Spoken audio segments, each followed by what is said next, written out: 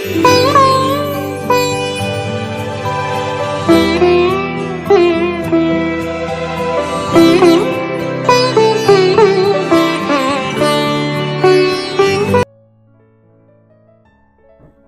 বন্ধুরা, আমি পিঙ্কি। অগ্নিসারায় চ্যানেলের আরও একটা এনার্জেটিক ব্লগে তোমাদের জানাই অনেক অনেক অনেক স্বাগত। আশা করছি যে যেখান থেকে আমার ভিডিওটা দেখছো সবাই খুব ভালো আছো। আমি আমার পরিবার নিয়ে ভালো আছি। তবে কি বর্ষাকাল তো, তাই আমার একটু ঠান্ডা লেগেছে। মানে ওই চতুর্দিকে সবার যেরকম ভাইরাল ফিভার চলছে, আমারও হয়েছে সেই ভাইরাল ফিভার। কথা শুনে তোমরা নিশ্চয়ই বুঝতে পারছো। আর আজকে ব্লগটা কী নিয়ে সেটাও আশা করছি তোমরা বুঝতে পারছো। আজকে হলো খুব গুরুত্বপূর্ণ একটা ব্লগ, তোমরা পুরোটা দেখতে থাকো। আশা করছি তোমাদের উপকার লাগবে আর ভালোও লাগবে। হ্যাঁ বন্ধুরা, আজ হচ্ছে মাসের সেই 5টা দিন নিয়ে কথা বলবো, যা হলো মেয়েদের জীবনের খুবই গুরুত্বপূর্ণ দিন। এই সময় জানো তো, আমরা সংসারের কাজ করতে করতে অনেক সময় ভুলেই যাই যে আমাদের শরীরেও এখন আমাদের পিরিয়ডস হয়েছে বা মাসিক হয়েছে।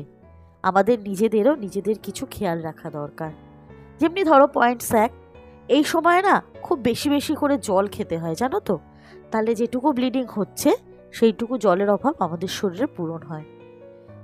নাম্বার 2, উপুর হয়ে একদম শুতে যাবে না। সারা বছর আমরা যে যেরমভাবে শুই না কেন বন্ধুরা, এই সময় কিন্তু উপুর হয়ে একদম শুতে নেই, তাহলে পেটে চাপ পড়ে। আর পেটে চাপ পড়া এই সময় কিন্তু একদম ঠিক না। এই সময় উচিত যতটা পারা যায় পেটকে বাঁচিয়ে চলা। কারণ এই সময় মা ঠাকুমাদের থেকে শুনেছি যে শরীর খুব কাঁচা থাকে, তো এই সময় পেটকে কোনো ভারী আঘাত থেকে হোক বা ভারী কাজ করা থেকে হোক, যেটাতে পেটে প্রেশার পড়ে, সেটা কিন্তু একদম উচিত না। মানে এই সময় কিন্তু কেউ ভুলেও একদম উপুর হয়ে শোবে না। আর আমাদের অনেকেরই নাম্বার 3 দেখবে অ্যালার্জি থাকে। এই অ্যালার্জি জাতীয় খাবার, কারো ধরো ডিমে অ্যালার্জি, কারো চিংড়ি মাছে, কারো ইলিশ মাছে, কারো ধরো বিভিন্ন সবজিতে, বা অনেক রকম অ্যালার্জি থাকে বিভিন্ন খাবারে। তো সেই অ্যালার্জি জাতীয় খাবারগুলো না এই সময় একদম খেতে নেই। নাম্বার 4, পিরিয়ডস চলাকালীন পরিষ্কার পরিচ্ছন্ন থাকাটা কিন্তু ভীষণ দরকার। আর আমাদের কিন্তু ইন্টার এরিয়াতে কখনোই সাবান ব্যবহার করা উচিত না।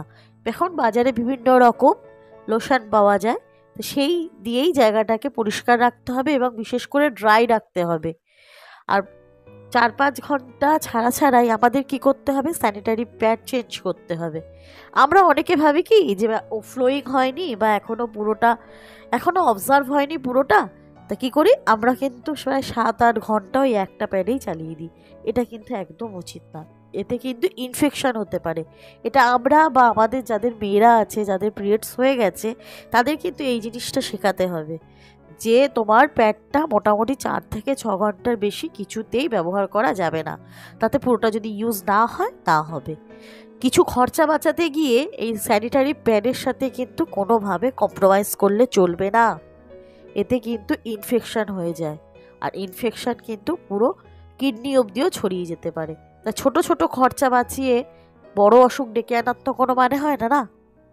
আর এই সময় কি বলো তো, একদম খেতে ইচ্ছে করে না, আমার নিজেরই খেতে ইচ্ছে করে না। মাছে গন্ধ পাই, তারপরে মাংস খেতে ইচ্ছে করে না। কিন্তু এই সময় আমরা খাবো, আমরা বাড়িরই খাবার খাবো, ফল খাবো, সবজি খাবো, গ্রেনস খাবো, শস্য দানা, বিভিন্ন রকমের ধরো ডালিয়া আছে, তারপরে হচ্ছে ওটস আছে, এই সব প্রোটিন জাতীয় খাবারগুলো আমরা ভীষণভাবে খাবো। চিনিযুক্ত খাবার কিন্তু এই সময় একদম খাবে না, কারণ এমনি আমাদের মুড সুইং হয়। আর চিনিযুক্ত খাবার খেলে কিন্তু ব্লিডিংও বেশি হয়, আমাদের মুড সুইংও বেশি হয়। নুন জাতীয় খাবার বেশি খাবো না। এই সময় কি খাবো আমরা, ভিটামিন সি যুক্ত খাবার খাবো বেশি। অতিরিক্ত আবার ফ্যাট জাতীয়, চর্বি জাতীয় খাবার খাবো না। অতিরিক্ত ফ্রাইস মানে প্যাকেট জাতীয় চিপস, ঝুরি ভাজা, এইগুলো আমরা খাবো না। আমরা বাড়ির প্রোটিন খাবো, আমরা ভাত খাবো, মাছের ঝোল খাবো, আমরা এইগুলো খাবো। আর যারা সারা বছর ব্যায়াম করো না, আমি বলছি এই সময় ব্যায়াম করলে কিচ্ছু হয় না। অনেকে বলে যে ব্যায়াম করলে ওভারফ্লোয়িং হয়। যার সিস্টেম যেরকম তার সেরকমই ফ্লোয়িং হয়।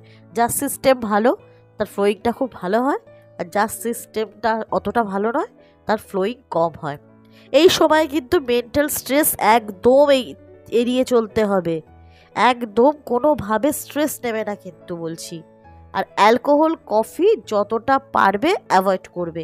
আমার নিজেরও কিছু খেতে ইচ্ছে করে না, এর জন্য রান্নাবান্না হালকা করে এসে আমি শুয়েছিলাম। তো যেহেতু পেটে ব্যথা করছিল, বাবাই একটুখানি গরম জল দিল। আর বলছি, যাদের পেটে ব্যথার সমস্যা আছে না, তারা কিন্তু একটু দুধ খাবে। দুধ খেলে কিন্তু পেটে ব্যথা ভীষণভাবে কমে যায়। আমার যেহেতু খাবার ইচ্ছে ছিল না, তাই বাবাই ভাত মেখে খাইয়ে দিল। আর শরীরটা ভালো লাগছে না, কিন্তু যেতে হবে মেয়ের স্কুলে প্যারেন্টস টিচার মিটিংয়ে, সেখানেই যাচ্ছি। তো বন্ধুরা, আজকে যদি ভিডিওটা কিছুটা ভালো লেগে থাকে, আমি কিন্তু তোমাদের সমস্ত দরকারি ভিডিও বানাই। আমি চাই আমি যেগুলো মেনে চলি সেগুলো যদি তোমরা মানতে পারো, যাদের ইচ্ছা হবে, তাহলে যদি কোনো উপকার হয়। আর তোমরা কি কি টাইপের ভিডিও জানতে দেখতে চাইছো, একটু প্লিজ কমেন্টস করো না, আমার খুব সুবিধা হয় তাহলে ভিডিও বানাতে। আর চ্যানেলটাকে ছেড়ে যাবার আগে অলরেডি চ্যানেলটাকে একটু সাবস্ক্রাইব করে দিও, আর একটা বেল ঘন্টি বাজিয়ে দিও, একটা লাইক, কমেন্টস, আর কমেন্টস এসে জানিও তোমরা কি কি টাইপের ভিডিও দেখতে চাইছো। আর যারা আমার ভিডিওটা দেখছো আর অলরেডি সাবস্ক্রাইবও করে রেখেছো, তাদের জানাই অসংখ্য ধন্যবাদ। আজকে তাহলে এই অবধিই থাক, আসি তাহলে। ভিডিওটা কেমন লাগলো কমেন্টসে জানিও। দেখা হচ্ছে পরের ভিডিওতে। ততক্ষণের জন্য টাটা, সবাই সুস্থ থেকো।